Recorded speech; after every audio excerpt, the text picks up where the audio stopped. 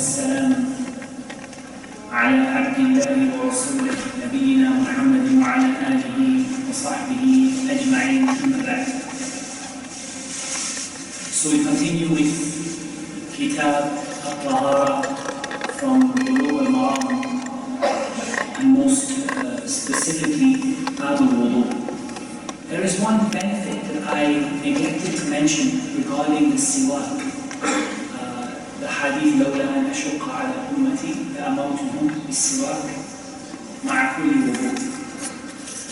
There is one benefit that I forgot to mention, and that is the importance of us being careful that the smell and the presentation that we give is always something good. And as an example of that, we know that there are a hadith from the Prophet ﷺ that the one who has eaten raw garlic or onion is prevented from coming to the masjid, or should not come to the masjid. They're not to be stopped at the door and pushed away. They're allowed to come in if they come, but they are sinful if they come without removing that smell of garlic and onion. The Shaykh Fawzan Hafidhahullah Ta'ala added to this that if this is the case of garlic and onion, then what about the case of cigarette smoker? Which I think every single person in this masjid agrees is far more severe of a harm and an annoyance to people than garlic and onion. So there's no doubt that the one who smokes cigarettes, when they smell of cigarette smoke, are not permitted to enter the masjid. And if they do so, they are sinful. And this is yet another reason for people to give up smoking. Because not only is it haram, but on top of that, it prevents you from coming to the masjid. And if a person comes to the masjid and smells of cigarette smoke, then they are sinful. Because, as the Prophet ﷺ said, the angels suffer harm from, or the angels find it an annoyance or a harm from what we find to be harmful or we find to be an annoyance. So, they dislike those things which we dislike, from the bad smells and things like that. So from the evidences of the hadith of the siwak is the need for us to be aware of our personal hygiene. So to be aware of our smell and to be aware of our sort of the smell of our breath, the smell of our body, and the smell of our clothing. And that if you have something on your clothing or on your body or your smell that is causing harm to other people who are praying, then it's not allowed for you to attend to the jama'ah or masjid until you remove that particular smell. So they have a few options. They can either just go and remove it with some toothpaste or with some deodorant or with something like that, and then come to the masjid and catch the second jama'ah or catch the end of the jama'ah. Or they have to, in any case, remove it before they come to the masjid. So this is quite a serious issue, and particularly the issue of smoking, because like you said, you see such a severe warning or severe penalty for the one who eats garlic and onion before coming to the salah. And garlic and onion are permissible by consensus of the scholars. Nobody said that garlic and onion is impermissible. They said that it's not recommended to do it around the prayer time, but nobody said to you that garlic and onion is impermissible. So how about something which is haram in of itself, which is harmful to other people, and which is off-putting and causes annoyance and causes inconvenience to Bani Adam, and it causes annoyance to the angels as well. So that is a further point on the topic of the siwak. So we come to really what is going to be probably quite a long hadith and quite a long session.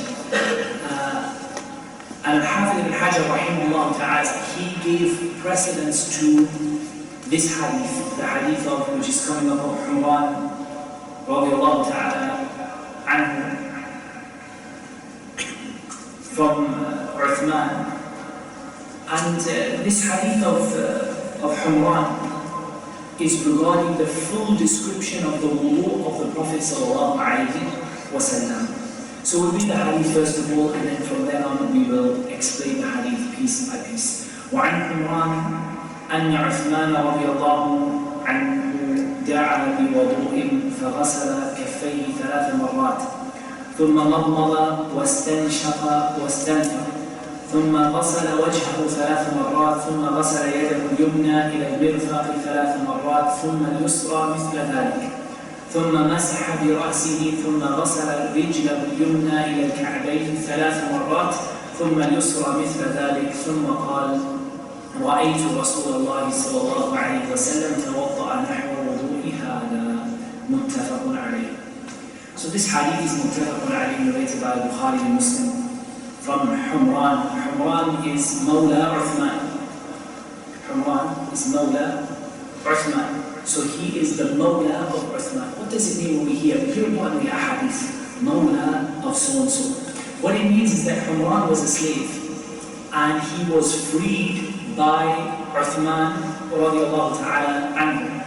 And so when he was freed by him, he gets this term of Mawla. In other words, he is the freed slave of Uthman. So he is the freed slave of Uthman ibn Affan, Dhul Nurayn radiallahu ta'ala anhu wa arda, the third of the Khulafa al-Rashideen. And Uthman, as we know, has many virtues and benefits, and were it not for the length of the discussion we have to cover on Wudu, we would mention some of them. But it's enough that he married 2 of the daughters of the Prophet sallallahu alaihi wasallam, and that when the second, radiallahu anha, when she passed away, the Prophet sallallahu alaihi wasallam said to Uthman, if I had a 3rd daughter, I will marry her to you. And that's enough of a virtue of Uthman radiallahu ta'ala anhu wa arda. He called for a wudu, and we mentioned quite a few times the difference between wudu and wudu. Wudu, bi-fathi waw, with a fatha on the waw, it means the water that you make wudu with. So, da'a bi-wudu, he asked for some water to be brought for him to make wudu. And this is one of the methods of teaching which is something taken from the Messenger of Allah sallallahu alaihi wasallam, and that is teaching by action. We know that our Messenger sallallahu alaihi wasallam would climb on the minbar and he would demonstrate to the people how to pray, and he would show the people the various actions that are required in Islam. And so there's an evidence in this from the Sunnah of the importance of showing certain things in a practical way. And there's no doubt that when it comes to things like wudu, it's far easier to call for a bowl of water and make wudu and say this is the wudu of the Messenger of Allah sallallahu alaihi wasallam than it is to go into a verbal description. Okay, start with your hands. And this is something we have found from teaching new Muslims. So when I teach new Muslims, we give them a thorough description of how to make wudu. But after that, there are so many questions, even with a couple of pictures. And even with descriptions, there are so many questions. Oh, what about this? What about this? What about that? But yet, what takes those questions away completely is when a person comes and makes wudu in front of them and says, this is the wudu of the Messenger of Allah sallallahu alaihi wasallam. So this is from the methods of teaching that was used by Uthman, and the narrator, Humran, he is describing how Uthman performed that wudu with that water in front of the people. فَغَسَلَ كَفَّيْهِ 3 مرات. He washed his hands, and by hands, al-kaff is the meaning of it is the hand up to the wrist. This is the meaning of al-kaff, the hand up to the wrist. He washed his hands 3 times. He washed his hands 3 times. The washing of the hands 3 times has 2 separate rulings, as we will hear in Bulugh and Maram as we get to the Hadith. In general, it is a sunnah which is a precursor to the wudu. What do we mean by that? In the general rule, washing the hands is not a part of the main wudu, but it is an introduction to the wudu. And it's not obligatory for you to do. it's a sunnah. Why is it a sunnah? Most of the time, when they would make wudu in the time of the Prophet ﷺ, they would not make wudu clearly from a tap. They would make wudu from a container. And the last thing that you want to do when you have a container is to put your dirty hands inside of the container and then put it in your mouth and then put it over your face and then. So what you do is you pour the water from the container over your hands 3 times. So this is about introducing the wudu. And it is a sunnah in every case but one. It's a sunnah in every case except one. As for the one that it is not a sunnah in, it is a wajib or it's an obligation in, is when you wake up from sleep. Before you make wudu, when you wake up from sleep, you must wash your hands 3 times. And the scholars, most of them, the jamhur, the majority, they said that you wash your hands after sleep, when you wake up from sleep twice. 3 times because of your waking up from sleep, and 3 times as an introduction to the wudu. This is the jumhur, the majority of the scholars. They said that a person washes their hands, i.e. 6 times when they wake up from sleep. And some of the scholars said, no, you join them together, and the two are one. So you wash it 3 times, which includes waking up from sleep and introducing the wudu. It doesn't matter which of those you do, because we learned that introducing the wudu is a sunnah. Introducing the wudu by washing the hands is a sunnah. So we learned that it's a sunnah, and therefore it's not so important if you don't do it twice when you are waking up from sleep, but at least the 3 times you must do it at least once when you wake up from sleep, because the Prophet ﷺ forbade us from putting our hands into a vessel until we have washed them 3 times when we wake up from sleep, because none of you know where your hand has slept the night or where your hand has spent the night. So we've learned the issue of washing hands. Before that is the issue of the basmalah. But the basmalah is not mentioned in the hadith of Maram. But there are many, as you'll see, the hadith of Maram, like anyone describing a wudu, you'll not describe every single element of every single thing, but they will come in other narrations later on. But the strongest opinion regarding the basmalah is wajib. The basmalah is an obligation. You must say the basmalah before you begin the wudu. And there are ahadith, and I'm sure we'll come into the description of those ahadith that indicate that the wudu of the person is not valid if they do not begin with Bismillah. So it is something extremely important that you begin with Bismillah, and then you wash your hands 3 times. And as we said, washing your hands 3 times is a sunnah, and it's not an obligation of the wudu. It's a sunnah, and it's not an obligation of the wudu, except when you wake up from sleep. And we said that when you wake up from sleep, the majority of the scholars said you do it twice, i.e. 3 times plus 3 times, once for waking up from sleep and once for beginning the wudu. They separated, they said that the two are unrelated. The command to wash your hands when you wake up from sleep is separate from the command of wudu, and many of them said that the commands are the same, and therefore you wash it 3 times only when you wake up, but that it is obligatory in this case. Here it doesn't distinguish between the right and the left hand, although it's well known that you begin with the right hand, and there are many evidences for that. From them are those mentioned in this hadith. From them is the hadith of Aisha radiallahu anha, that the Prophet ﷺ used to prefer starting with his right in all of his matters, in all of his affairs, and there are many other evidences for that. So we begin with our right hand, and then we move on to our left hand, and we wash both of them 3 times. So we wash the right hand 3 times, and we wash the left hand 3 times. Then he performed what we call madmada. Madmada is to draw water into your mouth, swirl it around, and spit it out. Madmada is to draw water into your mouth, swirl it around, and spit it out. This is madmada. Wastinshaq. Al-istinshaq is to draw water into the nose, all the way up into the nose. And wastanthar and istinthar is to expel the water from the nose. So this hadith mentions three things with regard to the mouth and the nose. It mentions al-madmada, it mentions al-istinshaq, al-istinthar. So it mentions madmada, which is drawing water into your mouth, swilling it, so making it move around in your mouth, and spitting it out. The minimum is that you must draw water into your mouth. If you swill it around, that's better. If you gargle with it, that's even better when you're not fasting. And that is al-mubalagha fi al-madmada. That is going to the maximum extent with regard to madmada, is that you gargle. You gargle with the water if you're not fasting. That's not mentioned in this hadith, but madmada is. And the minimum standard for madmada is you draw water into your mouth. That is the minimum. That is the minimum standard. Istinshaq is to, as we said, sniff the water up the nose. So you draw the water up your nose, and istinthar is to expel it. And most of the scholars said you expel it with your left hand.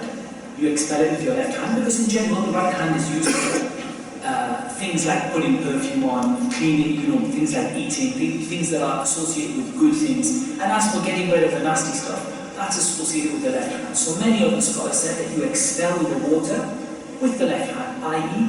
you blow the water out with force from your nose, and if you clean your nose or if you wipe out what comes out of your nose with your left hand. As we said, the madmada here doesn't mention the gargling, but the gargling is a sunnah, it's not an obligation. However, the gargling is recommended to do when you are not fasting. Interestingly enough, these three things are not mentioned in the ayah of Surah Al-Ma'idah. يا أيها الذين آمنوا إذا قمتم إلى الصلاة فاغسلوا وجوهكم وأيديكم إلى المرافق, to the end of the ayah. So the ayah says فاغسلوا وجوهكم, wash your faces. However, it's well known, and I think all of us have comfortably understand that the nose and the mouth are part of the face. But this leads us to a very important point, and that is that the Sunnah explains and clarifies the Quran. And that the Quran is not enough. It is not enough for a Muslim to follow the Quran and to ignore the Sunnah of the Prophet ﷺ. And doing so is ignoring the Quran. Because Allah Azza wa Jalla commanded you in many places, and I'll just give you one example. وَمَا آتَاكُمُ الرَّسُولُ فَخُذُوهُ وَمَا نَهَاكُمْ عَنْهُ فَانْتَهُوا. Whatever the Messenger gives you, take it, and whatever he forbids you from, abstain from it. And Allah Azza wa Jalla said, أطيعوا الله وأطيعوا الرسول, obey Allah and obey His Messenger, and many, we could go on for a whole lecture on the topic of following the Sunnah. But here it explains why it's so important. The Quran gives you al-mujmal, al-ijmal, like a generic understanding. You're doing your face, your arms, and then you're gonna wipe over your head, and then you're gonna wash your feet. It's a very, very generic, very brief overview. The Sunnah is what gives you the detail. And so the Sunnah explains the Quran, and the Sunnah clarifies to us what is meant by the Quran. And that's why it's extremely important we recognize that without the Sunnah we would not be able to pray, we would not be able to make wudu, we would not be able to fast, we would not be able to perform hajj, we would not be able to give zakah. The Quran says, وَآتُوا الزَّكَاةَ, give the zakah. But the Quran doesn't tell you how much zakah to give, and what is the zakah on gold and silver, and what is the zakah on money, and what is the zakah on trade goods, and what about crops and fruits. None of those are mentioned in the Quran except in the most generic way. وَآتُوا الزَّكَاةَ or وَآتُوا حَقَّهُ يَوْمَ حَصَادِهِ, give the right of it on the day that you harvest it. But the details of how much you give, and when you give, and what you give, and when the year goes by, and all of these things, none of them, the nisab, none of them are mentioned in the Quran. The number of rak'at of the prayer are not mentioned in the Quran. The detail of the prayers, when to pray them, and how to pray them, are not mentioned in the Quran. The Quran is very general. وَرْكَعُوا مَعَ الرَّاكِعِينَ, make ruku' with the people who are making ruku'. And سَبِّحِ اسْمَ رَبِّكَ الْأَعْلَى, say Subhana Rabbi al-A'la, and فَسَبِّحْ اسْمِ رَبِّكَ الْعَظِيمِ, say Subhana Rabbi al-Azim. Very general. It is the Sunnah that gives us the detail of when to say each thing and how to say it. So it's not possible for us to break between the Quran and between the Sunnah, and a person is in desperate need of the Sunnah. And this is important for your children. you know that we have a culture, and alhamdulillah, and nobody here, we don't have anyone here who has the disease of the Qur'aniyun, those people who say that there is no sunnah and you reject the sunnah. The Qur'aniyun and the Rafida and the other people who reject the sunnah of the Prophet sallallahu alayhi wa sallam. But subhanAllah, we sometimes contribute to the problem. Because when it comes to our kids, we push them for Qur'an, hifz Qur'an, learn Qur'an, study Qur'an, tafsir Qur'an. But then we don't, subhanAllah, teach them anything from the sunnah, not even al-Arba'in al-Nawawiyya, not even the 40 hadith of Imam al-Nawawi. And so subhanAllah, this can lead a person to a lot of problems. That we teach them the Qur'an, which gives you a generic and a summarized meaning, but we don't teach them a lot from the sunnah. So it's really important that we emphasize to our children and we focus with our children on teaching them not only the Qur'an, and there's no doubt about the virtue of the Qur'an, the position of the Qur'an in the heart of every Muslim. But like I believe Imam Ahmad rahimahullah ta'ala and others said, they said, we don't want a replacement for the Qur'an, but we want an explanation of the Qur'an from someone who is more knowledgeable than us. We don't want a bedel, we don't want to change the Qur'an, we don't want to throw the Qur'an away. But we want someone to explain the Qur'an to us who is more knowledgeable than us. I.e. the Messenger sallallahu alayhi wa sallam. So this is just one point that I find from the hadith really important. That there are many elements of this hadith that are not covered in that detail in the Qur'an. And so we need these hadith to explain to us and to clarify to us what is meant by the Qur'an. They are not there to supersede the Qur'an or to change the Qur'an. They are there to clarify what Allah Azza wa Jal intended through His speech in the Qur'an. And so we have to teach our children this, and we have to recognize that Ahlul Sunnah wal Jama'ah are distinguished by their love of the Sunnah. That is why they are called Ahlul Sunnah. Because they are distinguished by their love of the Sunnah. And Al-Barbahari rahimahullah ta'ala and others mentioned that this is what they are known by. They are known by their love of the Sunnah and their following of the Sunnah. So we need to instill this in our children. We need to recognize that this Sunnah completes the explanation within the Qur'an. And that's why we didn't start with the ayah in Surah Al-Ma'idah. Because the ayah gives you, Ya ayyuha alladhina amanu, idha qumtum ila as-salah, if you stand to pray, فَاغْسِلُوا وُجُوهَكُمْ, wash your faces, وَأَيْدِيَكُمْ إِلَى الْمَرَافِقِ, and your hands up to your elbows, وَامْسَحُوا بِرُؤُوسِكُمْ وَأَرْجُلَكُمْ إِلَى الْكَعْبَيْنِ, and wipe over your heads and your feet, wash them to your ankles. There's no detail in that about where, what is included, what is not included, when the hands are included, the nose, the mouth, the ears, the extent to washing the head or wiping over the head. None of it is included in the ayah. All of it is found in the Sunnah of the Prophet sallallahu alayhi wa sallam. ثُمَّ غَسَلَ وَجْهَهُ ثَلَاثَ مَرَّاتٍ. Then he washed his face 3 times. The face line, the limits of the face are from the upper part of the forehead, where the forehead reaches the hairline, to where the ears reach the face, and the face up to the ears, and the chin, including the beard. All of these are from the face.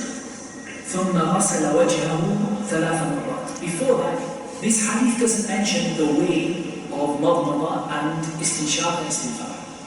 It doesn't mention the method. But there are other hadith, and we will talk about them later, which mention that it is with one hand, according to the stronger opinion, with one hand, and you sip into the mouth and into the nose from a single hand. So you take up the water, you sip it, you snip it up, and then you gargle or you spill the water around and you expel the water from your nose. So it's clear.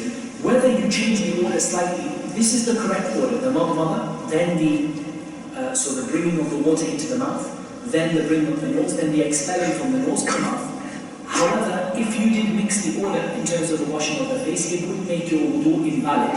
But because it's all part of the face, it's all done, it's all a part of your face. But this is the sunnah, the madmada, then the istinshaq, the nose, then the expelling of the water from the nose and the mouth, and then to wash your face 3 times. And washing your face 3 times, as we said, is from the upper part of where the skin reaches the hairline, not the hair, but where the skin reaches the hairline, all the way across to where the ears touch the the beginning of the face, and not the ears, but up to there, and the chin including the beard. The beard is a part of the face. And so when you wash it, especially at the long beard, you need to also wash the beard as well. In terms of washing the beard, if you have a very thin beard, where you can see the skin underneath the hair, then it's enough for you to just wash your face 3 times. If you have a very thick beard where you can't see any skin underneath, then it is recommended, but not obligatory, for you, after you have washed your face 3 times, to take a handful of water and to rub it through your beard. This is recommended, and it's not an obligation, it's a recommendation. If you have a thick beard, that after you've washed your face and you've covered the water over the beard, you take a handful of water and you brush it inside, or you push it inside of the beard and you rub the beard around with the water. This mention of ثلاث مرات, as we will hear, the Prophet sallallahu alaihi wasallam توضأ مرة مرة, توضأ مرتين مرتين. He made wudu 1 time only, and he made wudu washing each thing twice, and he made wudu washing each thing 3 times. The ruling in this, I want you to really be aware of what it is, because it's quite something we make a mistake. We sometimes say to people, you can wash anywhere from 1 to 3 times. And we want to be a bit more specific in that. Whenever you wash, you must get the water to every part of the face. So it is, if 1 time didn't get the water all the way around, you can't stop at 1 time. You have to do 2 times or 3 times if the water didn't reach all of the face. However, if the water reached the whole face in 1 go, if the water reached the whole face in 1 go, then if that happened, you can suffice yourself with a single time. You can suffice yourself with a single time up to 3 times. 3 times is the best, and 1 time is the minimum. And as Shaykh Fawzan Ta'ala said, وَالرَّابِعَةُ بِدْعَةٌ, the 4th time is a bid'ah. The 4th time is a bid'ah, and it's not permissible for you to make wudu 4 times, even if you are on a running river. Even if the river is flowing by, you're not allowed to wash anything 4 times. So you have 3 times to get it right. 3 is the recommendation, 1 is permissible, 2 is permissible, as long as within that 1 or 2 you have covered the entire area of the limb that you are washing. Is that clear? So sometimes the mistake people make is what they use. They say it's enough to wash it once, but it's not enough to wash it once unless you have covered the entire area that you're washing. And that's not difficult to do 1 time. It's not difficult, but sometimes, for example, if you are picking water out of a vessel and it slips all through your fingers, and you realize that you just basically just put drops on your face, you didn't actually wash your face, then you do need to do it 1 more time. You can't just say it 1 time is enough. But 1 time is important, because many times you don't have as much water as you would like. So sometimes what happens, you're out camping, you're out in the desert, or you're at Hajj or something like that, and you realize you don't have enough water. You have maybe a bottle of water. The Prophet ﷺ used to make wudu with a mud of water. And a mud, according to the correct opinion, is 750 mil. Even though here the majority of the scholars say 500 mil. But from what I can see from the Hadith that have the authentic chains and the mud that was passed on, the sar that was passed on through the companions, that the stronger answer is that the mud is 750 mil. But even if we say between 500 and 750 mil of water, that's how much water the Prophet ﷺ used to make wudu with, including washing his feet. From 500 to 750 milliliters of water. So between half a litre to 3/4 of a litre of water. Very, very little. And if you have like one of those small bottles of water, maybe 500 ml bottles of water, that is what you should be using to make wudu, including washing your feet. So sometimes if you don't have that much, it should be possible to use 1/3 of that, approximately, if you only wash each part of the body once. So if, for example, you're looking for water and you only have 750 ml, you could make wudu with 250 ml each. You could make wudu with 250 ml by only washing once, because the Prophet ﷺ used to use 750 ml to wash 3 times. So you should be able to make it with 250 ml if you have less water. So it happens sometimes. It happens to me. Usually it happens to me Hajj every time. that you go somewhere, the water is finished, and you have to make wudu, Muzdalifah and places like that. So you know what the amount of water you need to make wudu with is actually quite small if you use it in the right way. So we talked about the 3 times. 3 times, this is the most complete form. 1 is acceptable and 2 is acceptable as long as that 1 and 2 is a comprehensive wash. ثم غسل يده اليمنى إلى المرفق 3 مرات. ثم غسل يده اليمنى إلى المرفق 3 مرات. Then he washed his right arm. And yet, in Arabic, covers everything from the tip of the finger up to the top of the arm, where the arm joins the shoulder. All of this is al-yad. All of this is al-yad in Arabic. And yad can mean the palm, and yad can mean the forearm, and yad can mean the whole arm. All of them are al-yad in Arabic. And therefore, we need to define what part of the yad we need to wash. And this is where a lot of people make mistakes. They make 2 mistakes. First of all, ila al-mirfaq. Al-mirfaq is the elbow. And the problem people have here is the normal use of the word ila means to wash up to but not including. Up to but not including. This is the normal use of the word ila. For example, Allah Azza wa Jalla said, ثُمَّ أَتِمُّ الصِّيَامَ إِلَى اللَّيْلِ. Then complete the fasting ila al-layl. Does anyone fast during the night? No. So ila al-layl in general means up to the night. And the scholars, they said this is the asr, this is the basic. But here this is not the meaning. The meaning of ila here is ma'a. Ma'a. Yani ma'a al-mirfaq. Along with the elbow, as is going to be explained in some of the other narrations. So it's quite important to recognize that you must go past the elbow when making wudu. You must get the water past the elbow joint on all parts of the arm when you are making wudu. This is the first mistake that people make when it comes to the hand. The second mistake that people make when it comes to the hand is that they believe that the kaf at the beginning is a part of wudu. And therefore, what do? They wash from their elbow to their wrist. And this is not enough. It is not enough for you to wash from your elbow to your wrist. You must wash from your elbow to the tips of your fingers, including tahrir, including going in between your fingers if necessary to get the water in there. You must cover the whole yad, which is the tip of the finger all the way past the elbow. This is the yad that you're required to do. So he began with his right hand up to and past the elbow 3 times. So the right 1, 2, 3, all on the right. Then the left hand in the same way. The left hand in the same way. So the left hand was again from the tip of the finger past the elbow, including, if necessary, in between the fingers. This is the time to do it. 3 marat means 3 times, recommended. Less than that is permissible. ثم مسح برأسه. Then he wiped over his head.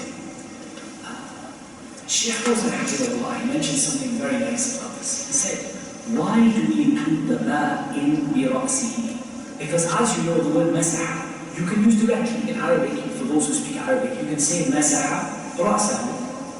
So why do we say masaha bira'sihi when you can say in Arabic masaha ra'sahu? The ma here indicates that your hands must be wet with water. And the scholars of Islam said it is not enough if a person wipes dry hands over their head, it's not enough. It does not count for their wudu. If they take dry hands and just wipe them over their head, it does not count. Rather, the hands must be wet. You don't wash your head. Washing your head is like taking a cup of water and putting it over your head. You don't wash your head. You wipe. But what do? You wet your hands until your hands are wet. Your hands are wet. They don't have any water in them, but they are covered in water. They are wet, and you haven't dried them. And then you wipe over the head. And there is a discussion later on, and we'll come to how you wipe over the head. You begin with the beginning of the head, then you go to the back of the head where the nape of the neck is. So where the hair finishes at the neck, and you don't wipe the neck. Wiping the neck in wudu is a bid'ah. Wiping the neck in wudu is a bid'ah. It's an innovation. It's not allowed for you to go like this and wipe the neck. You wipe up to the back of the head and then forwards again. So you start at the front, you go to the back and you move forwards. We're going to come to that in another hadith, but this is just to be comprehensive here. You don't wipe the neck. So it's important to note with the head, your hands must be wet. You can't use dry hands. You wipe over the whole of the head. And Shaykh Hussain Habibullah, he mentioned in this that there is another point of importance here, which is that some people, and some of the scholars of Islam, some of that from the Imam al-Arba, the 4 Imams, they said that it is enough to wipe part of the head, a quarter of the head, a third of the head. But he said this is not true, because the hadith indicates wiping the whole head. And the narrations which describe the Prophet ﷺ wiping over the whole head. So this indicates to us that wiping over the entire head is an obligation. And also from the evidence for this, is that the Prophet ﷺ would wipe over the turban. And by the turban, we don't mean the Emirati turban, like the small, like shamar or utra that you tie, but a turban that is wound around the head, like a proper turban. He would expose this part, the nasir, the front of the head. He would wipe over it and finish over the turban. Now the fact that he would wipe over it and finish over the turban indicates that it's not enough to wipe a quarter of the head. Because if it were enough to wipe a quarter of the head, the Prophet ﷺ would not have continued wiping over the turban. He would have just wiped over the front and stopped.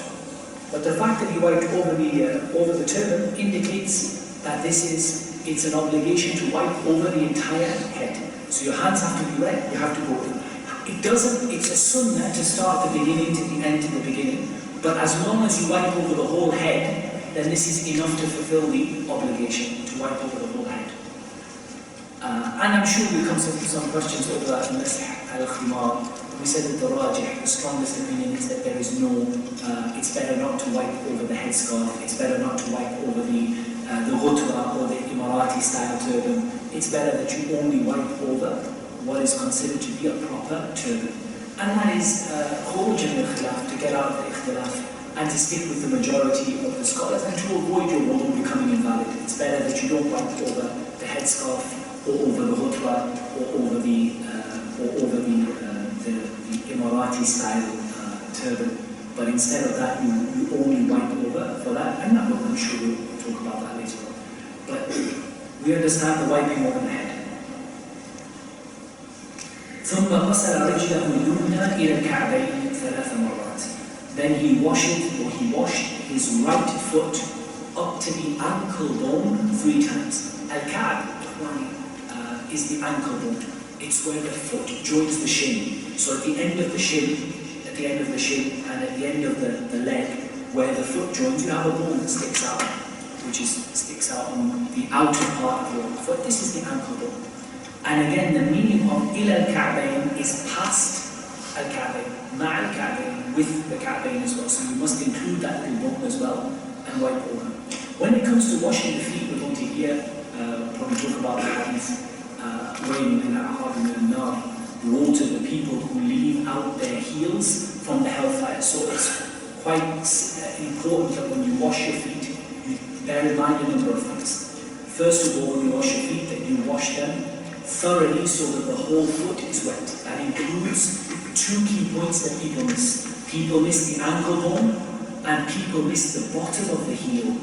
The bottom of the heel. So the bottom of the heel is very, very, very common that people miss it, because when you're putting your foot in the water and you're pouring the water over your feet, you tend to miss the one place that tends to stay dry is the base of the heel, the very bottom of the foot. The third thing that you have to do is to make sure that you go in between the toes, using your small finger to go in between the toes. Some of the scholars said this is not wajib, but the correct opinion in this is that it is wajib for the water to reach there.